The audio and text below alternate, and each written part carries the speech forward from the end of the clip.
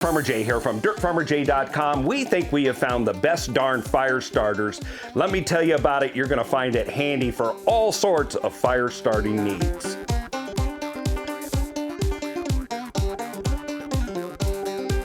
Hey, Dirt Farmer Jay here from dirtfarmerjay.com. We have found these great cedar sawdust fire starting pucks. Now, they come from Midwest Hearth. You can see all of the information on where to get them down in the description below. Now, the reason I'm telling you about this isn't to sell product, it's to solve an actual problem that occurs. Now, we heat our shop during the winter here with a wood-fired stove.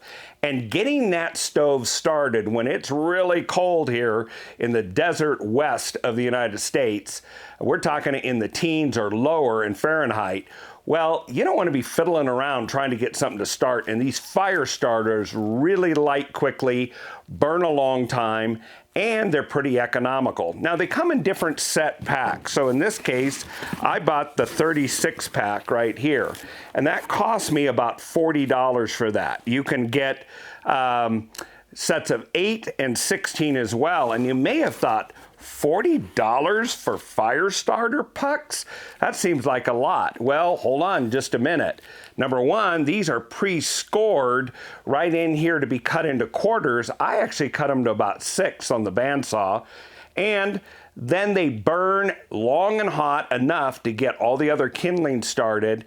And the really cool thing is there's no unpleasant odor, no black smoke, and no residue when it's done. So if you do the math on that, if I get just 4 per puck, that's about 28 cents per fire starter. Great solution. Well, let's go ahead and cut one of these up and show you how you can cut it up on the bandsaw and then put it to work.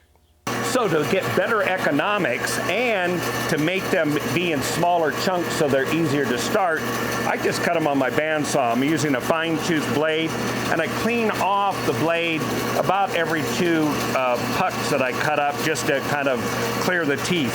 And I cut these into 6, so I'm just going to cut it down the middle. And then cut them into pieces like that.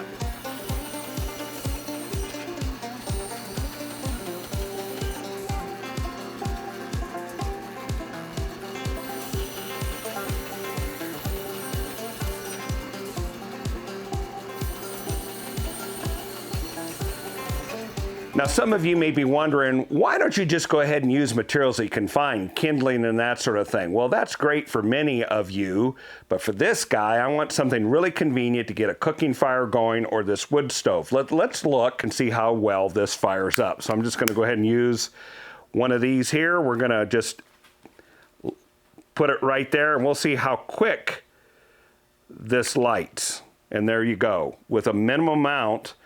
And you can get this to burn pretty quick and fast. That's getting just a little bit uncomfortable, but you can see there's a great flame right there. Now, we're just gonna go ahead and set that in the grate, let it get where it burns.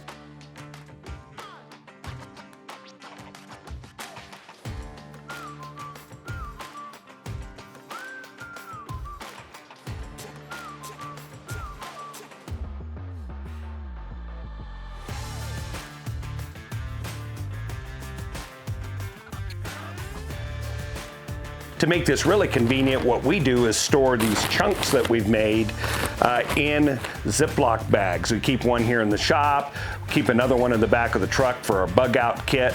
If you're stranded someplace and you need to start a fire, these are really handy, and they are water resistant because they're wax and sawdust, so you can get them to ignite even if it's moist as long as you have an ignition source.